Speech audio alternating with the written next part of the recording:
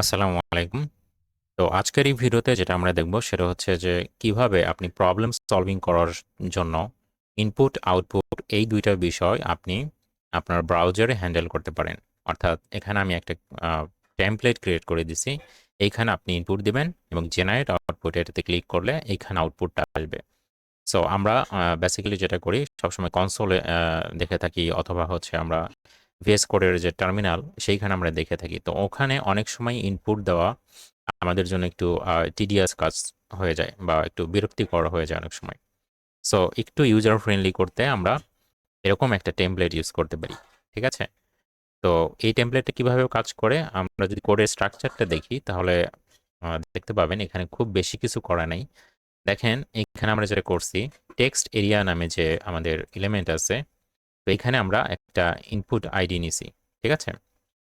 And আমরা কি করছি, জাভাস্ক্রিপ্ট থেকে এটাকে আমরা ধরছি এখানে দেখেন। সো এই যে এখানে ধরে আমরা কি করছি, এই টেক্সট এর এখানে এখানে আমরা যে ভ্যালুটা দিব, যে ইনপুটটা আমরা করব, সেটা কি হবে, সেটাই তো এর ভ্যালু, এই এলিমেন্টের ভ্যালু।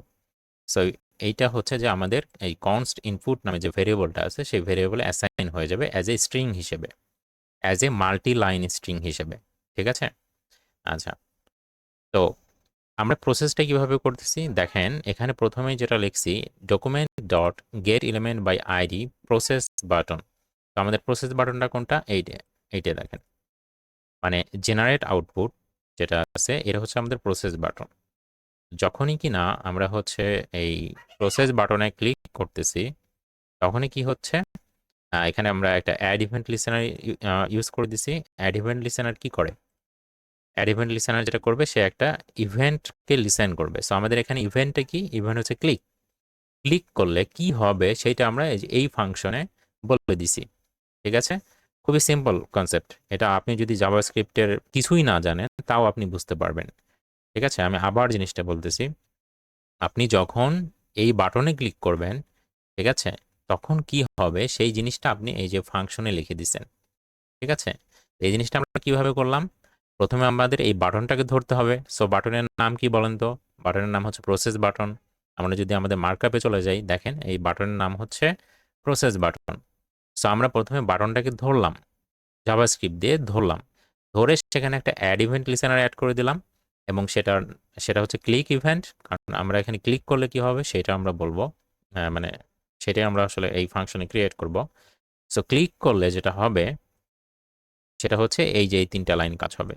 সো এই ৩টা লাইনে আমরা কি করছি, প্রথম লাইনে আমরা বলে দিছি যে ক্লিক করলে প্রথমে যেটা হবে, আমরা আমাদের যে ইনপুট এলিমেন্ট আছে, মানে টেক্সট এরিয়া যে এলিমেন্ট আছে, এই যে যেটা আইডি নাম দিছি ইনপুট, এইখানে যে আমরা ভ্যালুগুলো ইনপুট করব সেই ভ্যালুগুলো এই ইনপুট ভেরিয়েবল চলে আসবে as a multi line string হিসেবে। মাল্টি লাইন স্ট্রিং হিসেবে এই ইনপুটে চলে আসবে। আচ্ছা, আর আউটপুটে কি হবে, আউটপুট নামে আমাদের আরও একটা ভেরিয়েবল আছে। সো আউটপুটে হবে হচ্ছে মেইন ফাংশনকে আমরা এখানে কল করছি এই ইনপুট দিয়ে, আমাদের যে ইনপুটটা আসলো সেই ইনপুট দিয়ে আমরা মেইন ফাংশনকে কল করছি। ঠিক আছে? তো মেইন ফাংশন আমরা এখন চলে যাই। তো মেইন ফাংশনে ধরেন যে এখানে এই বেসিক্যালি এই মেইন ফাংশনে আমাদের সমস্ত লজিক থাকবে।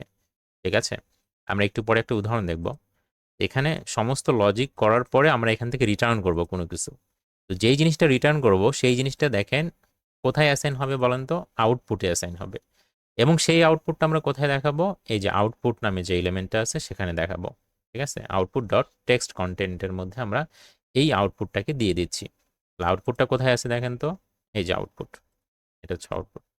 সো সিম্পল, এটা খুবই সিম্পল। এই হচ্ছে বেসিক কনসেপ্ট যে কিভাবে আসলে এই জিনিসটা কাজ করবে। তো এখন আমরা একটা রিয়েল লাইফ একটা এক্সাম্পল দেখি।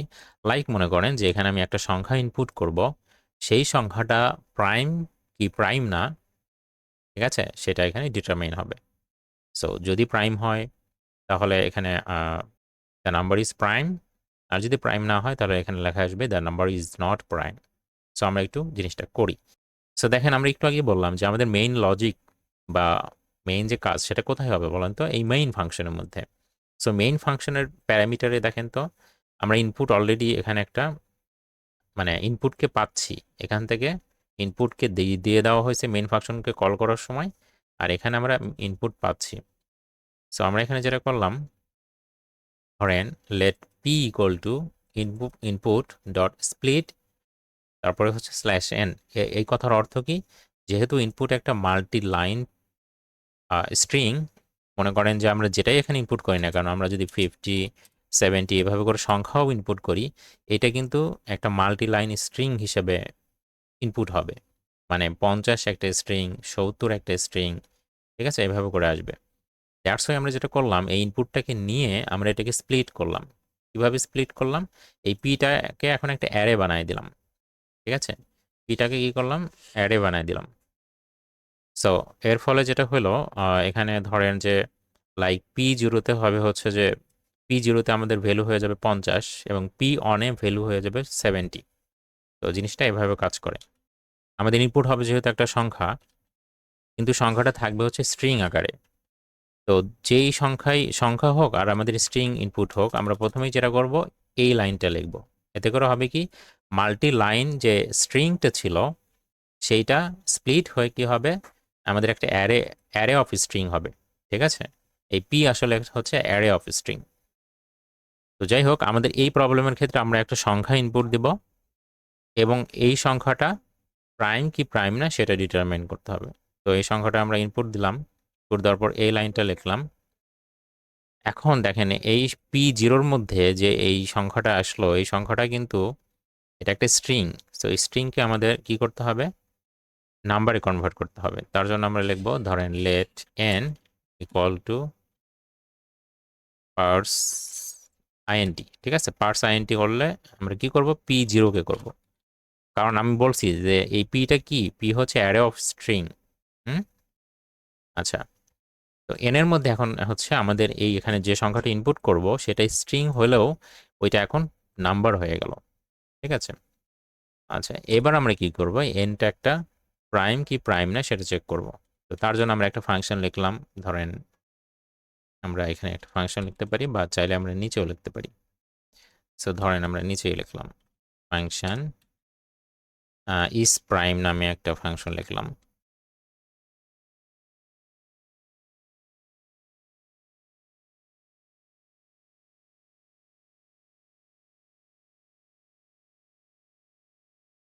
কিভাবে ডিটারমাইন করে, ওইটা আমাদের শেখানোর মেইন উদ্দেশ্য না, আমরা জাস্ট শেখাচ্ছি যে কিভাবে আসলে এখানে ইনপুট আর আউটপুটটা কাজ করবে।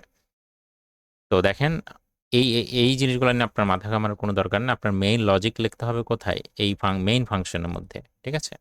মেইন ফাংশন নামে যে ফাংশনটা আমি ক্রিয়েট করছি, সেখান থেকে চাইলে আপনি অন্য ফাংশনকেও কল করতে পারেন, ঠিক আছে, আপনার নিজের প্রয়োজন মতো।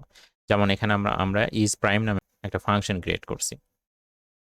তো এখানে আমরা এখন যেটা করব যে ইফ ইজ প্রাইম এন, এইটা যদি ট্রু হয় তাহলে এই এনটা কি, এন হচ্ছে একটা প্রাইম সংখ্যা। তাহলে আমরা এখানে রিটার্ন করে দেব যে রিটার্ন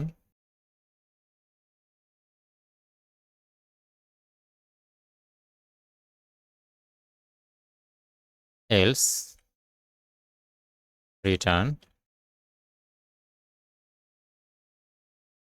এই তো হয়ে গেল। সো আমরা এখন একটু চেক করে দেখি। হুম, আচ্ছা। সো এখান থেকে দেখেন মেইন ফাংশন থেকে আমরা হচ্ছে যে চাইলে অন্য ফাংশনকেও কল করতে পারি। তো বেসিক্যালি আমাদের কাজ হবে হচ্ছে এখান থেকে, হুম, এই মেইন ফাংশনে আমাদের মেইন কাজ করব, ঠিক আছে। আর এখানকার যে বিষয়টা সেটা দেখা দিচ্ছে। আর এখানে দেখেন ক্লিয়ার নামে একটা বাটন আছে, এটা কিভাবে কাজ করে। ক্লিয়ার বেসিক্যালি যেটা করবে, সে ইনপুট এবং আউটপুট যে এলিমেন্ট আছে সেই এলিমেন্টের ভ্যালুকে একদম জিরো করে দেবে, মানে এমটি করে দেবে, যার ফলে ক্লিয়ার হয়ে যাবে, ঠিক আছে। তো খুবই সহজ। তো আমরা এখন একটু চেক করি আমাদের এটা কাজ করলো কিনা। 7।